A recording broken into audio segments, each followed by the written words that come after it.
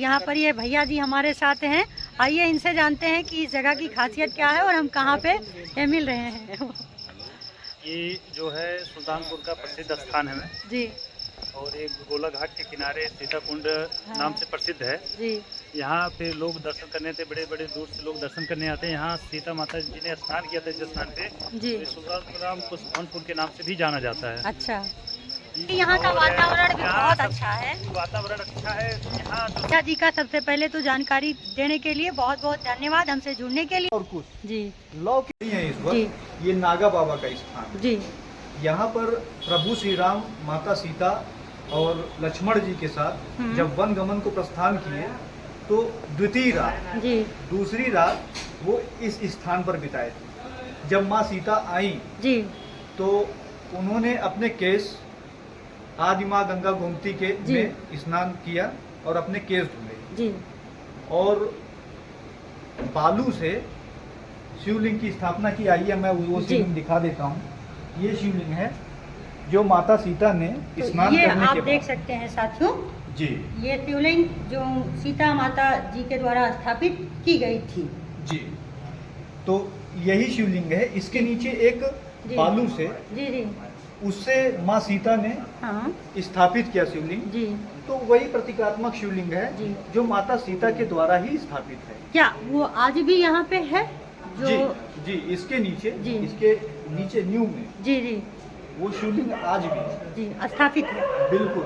तो ये स्थान, ये मंदिर, जी इसका कोई शुरुआत कब से हुई इसकी कोई डेट नहीं है। जी जी जी, यहाँ पर सीता कुंड पे, इसीलिए सीता कुंड इसका नाम रखा गया इस जगह का, क्योंकि यहाँ पर माँ सीता स्नान की थी और इस शिवलिंग की स्थापना की थी। आइए मैं आपको एक प्रभु श्री राम की चरण पादुका दिखाता हूँ। जी।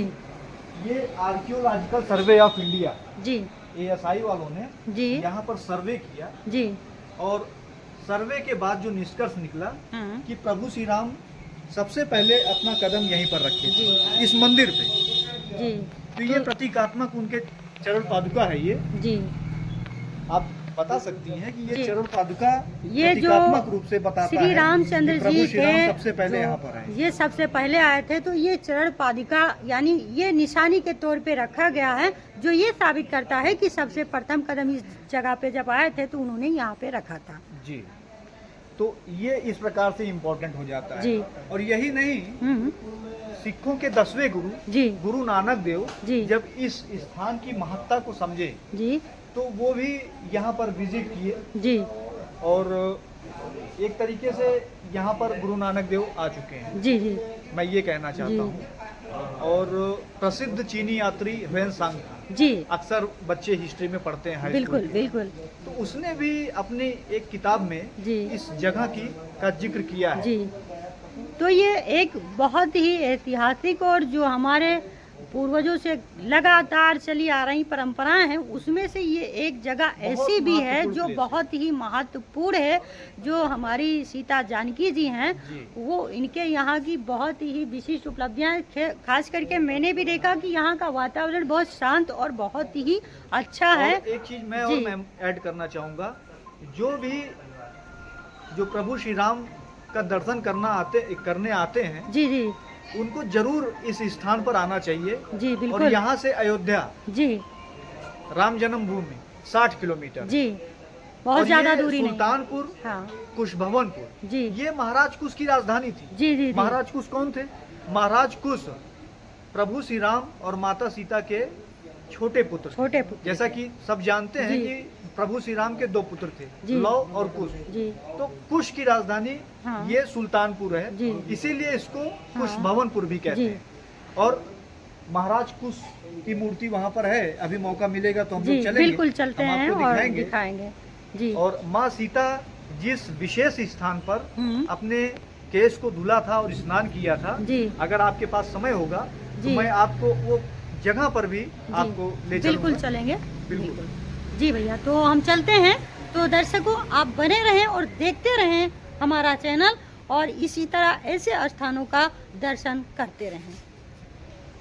ये देखिए, ये आदि माँ गंगा गोमती का ये चित्र बनाया गया है जी, गौ माँ के साथ। जी। इसके सामने ही यहीं पर ही एक प्लेस है जहाँ पर वो कुंड था हम्म, जहाँ पर माँ सीता ने स्नान किया था जी। और अपने केस धुले थे। जी। तो यहीं के आसपास वो कुंड था।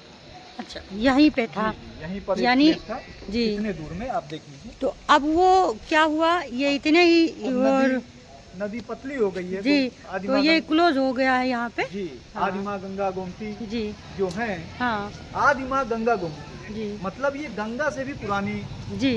है। तो अब वो पतली हो गई है, हाँ। लेकिन यहाँ पर पहले वो ये कुंड स्थान था जहाँ पे सीता जी ने अपने केस धुले थे। जी, जी। केस धुला था। जी। और उसके बाद उस शिवलिंग की स्थापना की थी, जी, जो अभी हम लोगों ने जहाँ हम चर्चा लोगों ने की। अभी वीडियो में देखा। सुल्तानपुर का एक और नाम है कुशभवनपुर, जी। बल्कि कुशभवनपुर का एक नाम है सुल्तानपुर। जी।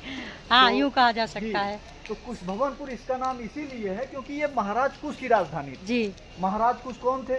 वो प्रभु श्री राम के छोटे पुत्र थे। जी। जैसा कि आप लोग जानते होंगे कि प्रभु श्री राम के 2 पुत्र थे। जी। और जो कुश है, कुशभवनपुर, जी। वो यही है। जी। सुल्तानपुर जिसको आज की डेट में बोलते हैं, उत्तर प्रदेश में ये आता है। हम्म, ये देखिए, ये महाराज कुश थी। ये प्रतिमा देख सकते हैं। हाँ। और जिन भी श्रद्धालुओं को जो प्रभु श्री राम का दर्शन करने आते हैं अयोध्या में, जी। उनको इस स्थान पर जरूर आना चाहिए। आना चाहिए, क्योंकि जानकी के बगैर तो श्री रामचंद्र जी बिल्कुल। अधूरे हैं। यहाँ पर विजिट करने के लिए बहुत सारे प्लेस हैं जो प्रभु जी। श्री राम और माता सीता से बिलोंग करते हैं। जी बिल्कुल, अगर मुझे समय मिलेगा तो मैं ज़रूर इन जगहों की विजिट करूंगी और अपने साथियों को ज़रूर यहाँ के दर्शन कराऊंगी। जी, और यहाँ से 40 किलोमीटर दूर पे भरत कुंड है, जी। जहाँ पे महाराज भरत प्रभु श्री राम की चरण पादुका ले करके, जी। और जब तक वनवास किया श्री रामचंद्र जी ने, उनके चरण पादुका के आधार पर उन्होंने राज किया अयोध्या में। तो आपने हमें इतनी अच्छी और सटीक जानकारी दी, इसके लिए मैं आपको बहुत बहुत धन्यवाद देती हूँ कि आपके ज़रिए हम अपने दर्शकों को, दोस्तों को, साथियों को सही जानकारी यहाँ की दे सके और दर्शन करा सके। तो आपने बहुत अच्छा, आपने अपना समय जो दिया उसके लिए भी आपको धन्यवाद भैया। तो आपने साथियों से मैं निवेदन करती हूँ, इसी तरह आप बने रहें और मेरे साथ नई नई वीडियो, नई नई जगहों की शेयर करते रहें। और एक छोटा सा निवेदन आप सभी साथियों से है कि यदि वीडियो पसंद आए तो अपना प्यार हम पर ज़रूर बनाएं, लाइक और कमेंट दे करके हमें उत्साहित जरूर करें। और साथ ही यदि चैनल पे नए जुड़े तो चैनल को हमारे सब्सक्राइब करना ना भूलें। तो अगली वीडियो में नई जानकारी के साथ पुनः फिर उपस्थित होंगे, तब तक के लिए नमस्कार।